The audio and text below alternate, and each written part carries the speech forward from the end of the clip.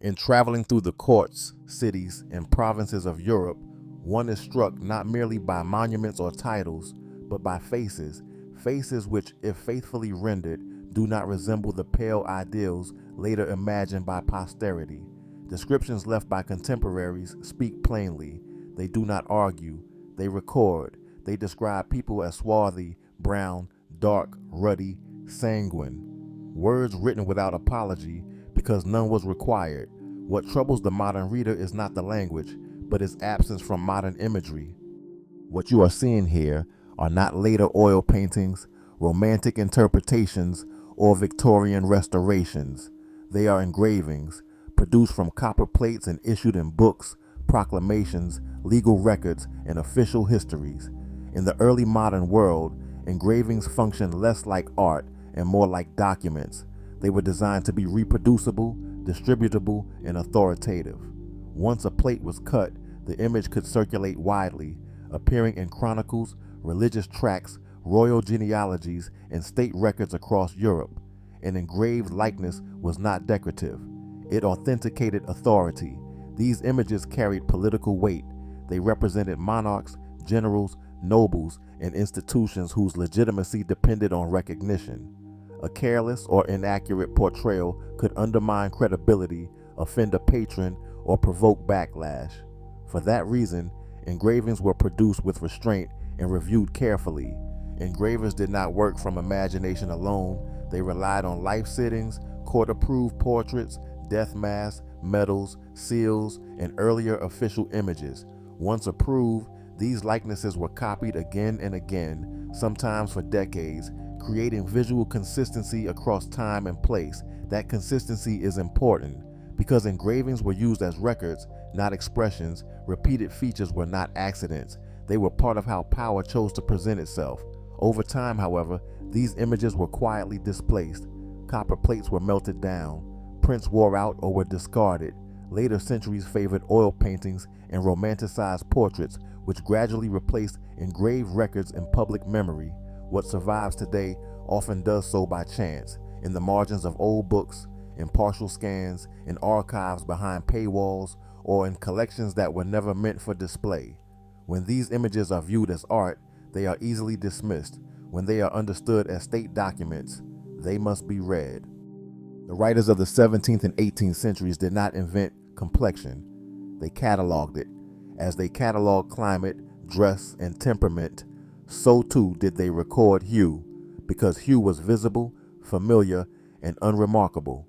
When these descriptions repeat across regions, Germany, France, Italy, Spain, the Low Countries, one must ask, why do the records agree while the portraits do not? The writers of the 17th and 18th centuries did not invent complexion. They cataloged it.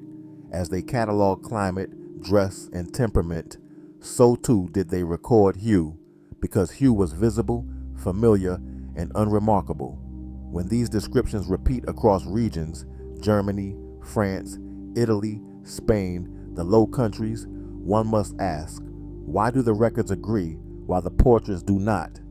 In the German lands, chroniclers repeatedly described the common people and nobility alike as dark-haired and swarthy of complexion. This was not an insult, it was a norm. Only in certain northern districts are exceptions noted, suggesting contrast, not uniformity. Contrast requires a baseline. What then was the baseline? French observers note complexions that modern reproductions rarely preserve: brown, olive, dark.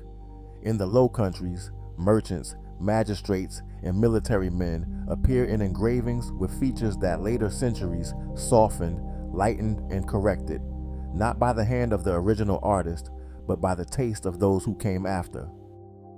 As the images change, something important happens. The evidence does not disappear, it persists. These are not pale inventions of a later imagination. Many of these paintings are unmistakably swarthy. Dark complexions remain visible. Broad features remain intact. The faces do not vanish when the medium changes. This is not erasure. This is endurance. Paintings are often assumed to soften truth, but what we see here complicates that assumption. If these features were unacceptable, if they were impossible within the social reality of the time, they would not survive this long. across this many canvases in this many collections. What paintings reveal is not immediate suppression. They reveal tolerance. They reveal familiarity. They reveal a world in which these faces did not require explanation. Swarthiness in these works is not marked as anomaly. It is not highlighted. It is not defended. It is simply present. That is significant, because in art, what requires no commentary is what is considered normal. The shift, when it comes, is not abrupt. It is selective. Some paintings preserve the record. Others begin to adjust it, not by erasing features, but by reinterpreting them. A darker complexion becomes weathered. A broad face becomes southern. A deep tone becomes Mediterranean. The image remains. The explanation changes. This is how continuity becomes ambiguity. What you are seeing in these paintings is a transitional phase, a moment when visual memory still held, but narrative control was tightening. The swarthy face remains acceptable, so long as it can be reframed. This matters because it tells us something crucial. The later whitening of history did not begin because darker images were absent. It began because their meaning became unstable. Paintings allowed that instability. They allowed features to remain visible while interpretations drifted. The face could stay, the story could change. So when we encounter these paintings today, the question is not, why are they dark? The question is, why do we struggle to name what we are seeing? Earlier viewers did not struggle. They had the language, they had the context, they did not flinch. It is only later generations, trained by classification, hierarchy, and omission, who hesitate, who soften, who reinterpret. These paintings are not counter-evidence, they are continuity under pressure.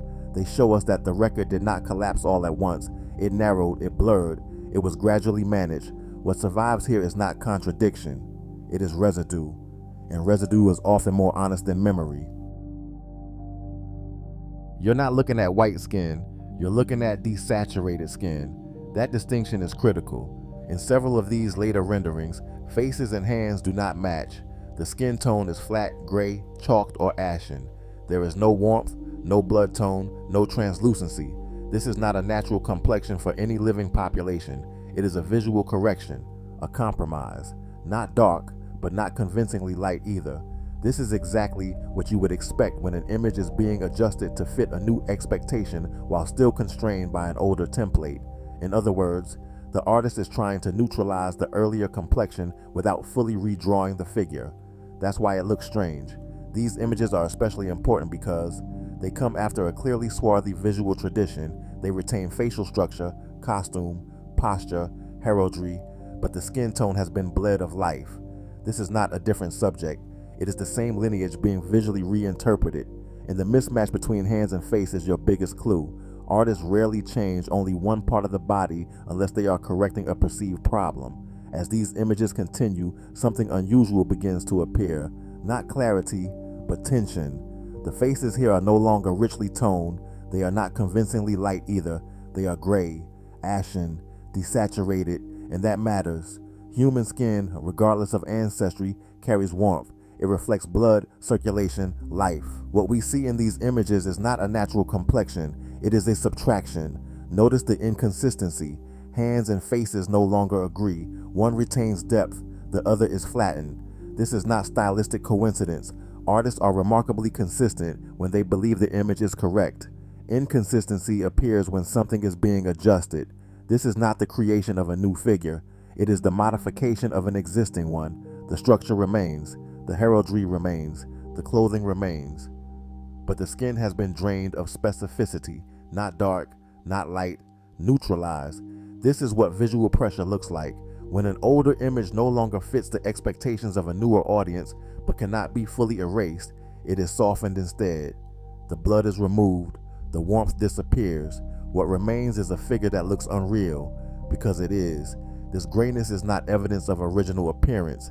It is evidence of discomfort, a sign that the earlier complexion could not be fully reconciled with later assumptions. So it was muted, washed, corrected.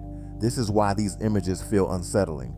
They are not confident. They do not assert. They hesitate. And hesitation is not how power originally portrayed itself.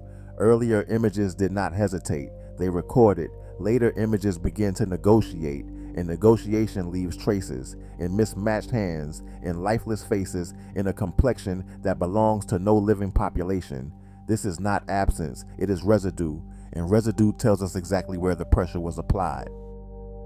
What you have seen here is not a theory, it is a record, not a single image standing alone, but a sequence. Engravings that document, paintings that persist, corrections that hesitate. Together, they tell a story that no single source could carry by itself. This video does not ask you to agree, it asks you to look, to notice where images align, where they begin to shift, and where they grow uncertain. Because history does not disappear, it leaves traces. If this approach, assembling the record rather than arguing it, was useful to you, then this work continues. There are more sources, more images, more moments where the archive speaks quietly but clearly. If you found this video helpful, consider subscribing, not for opinions, but for continued access to the record. New material will follow this same method. Primary sources, visual evidence, careful assembly. The record is still there. We're simply learning how to read it again.